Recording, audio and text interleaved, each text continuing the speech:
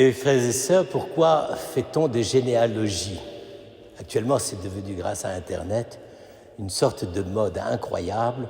On veut absolument retrouver ses ancêtres du XIVe ou des siècles antérieurs.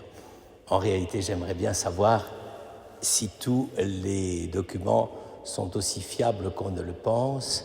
Et quand on voit déjà comment au XIXe, la consignation des actes de naissance dans leur nom même était le fruit du caprice et de l'imagination des secrétaires de mairie, il y a de fortes chances qu'il y ait beaucoup d'erreurs dans les successions de généalogie.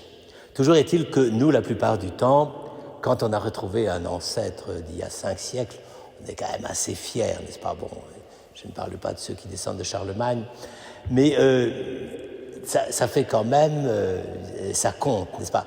Autrement dit, la généalogie, c'est les lettres de noblesse de celui qui se situe comme l'héritier.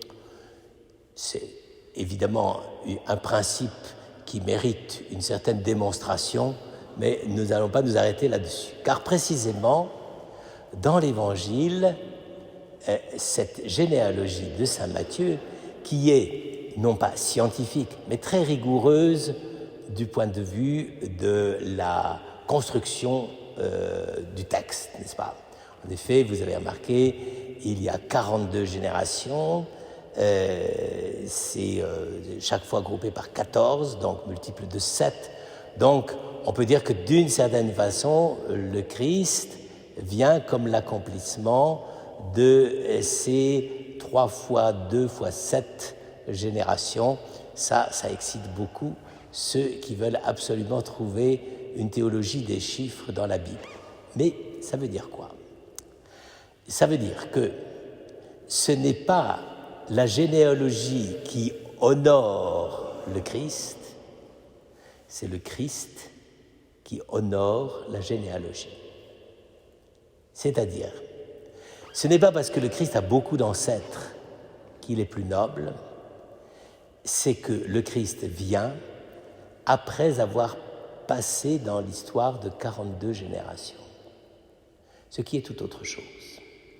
Ça veut donc dire que Dieu a eu l'humilité et la simplicité de traverser notre histoire, non pas pour en tirer profit, mais pour l'enrichir de sa présence. Et chacun de ces noms évoqués, il y en a que nous connaissons bien, Abraham, David, Isaac, Jacob, Joseph, etc. Tout ça, ce sont des grands noms, non pas parce qu'ils ont eux-mêmes apporté quelque chose au Christ, mais parce que le Christ leur a apporté la signification définitive et plénière de leur propre vie et de leur manière de préparer leur propre cœur et le cœur de leurs frères à la venue du Messie. Donc vous le voyez, frères et sœurs, pour lire ce texte, il ne suffit pas simplement de vouloir absolument trouver des coïncidences généalogiques, de calendrier, d'accumulation de renseignements, etc. Non, on donne simplement les noms.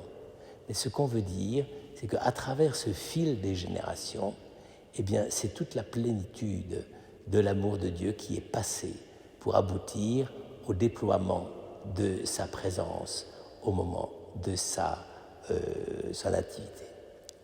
Ça veut donc dire aussi, et ça c'est peut-être pas tout à fait négligeable, ça veut donc dire aussi qu'à partir du moment où Dieu a voulu donner la plénitude aux générations qui ont préparé, ça veut dire qu'il est venu continuer à donner la plénitude aux générations qui vont suivre. Et donc à ce moment-là, c'est toute une théologie, si je puis dire, du baptême qui est en cause. Notre véritable génération, c'est quand le Christ nous fait naître à sa vie nouvelle, mort et résurrection, à travers le baptême. Et donc ici, le travail, si je puis dire, de Jésus à travers la généalogie de ses ancêtres de la royauté davidique et abrahamique, ce travail continue. Et c'est ainsi qu'aujourd'hui, quand nous nous préparons à Noël, nous nous préparons à Noël parce que nous faisons partie des générations qui non seulement ont préparé, Abraham, tu seras le père d'une multitude de peuples, mais que nous préparons comme ceux qui ont hérité déjà de la grâce et de la vie nouvelle par la naissance du baptême et par la grâce. Et donc, nous sommes aussi, j'allais dire, ceux qui sont et qui continuent au jour le jour à être traversés par la grâce de la présence et du salut de Dieu. Et c'est pour ça qu'on se prépare à célébrer Noël. C'est pour célébrer non pas nous-mêmes, mais par le fait que nous célébrons le fait que Dieu lui-même nous rend capables d'être les porteurs de l'amour, de la grâce et du salut de Dieu. C'est peut-être la première chose qu'il faut mettre en place pour fêter Noël de tout cœur.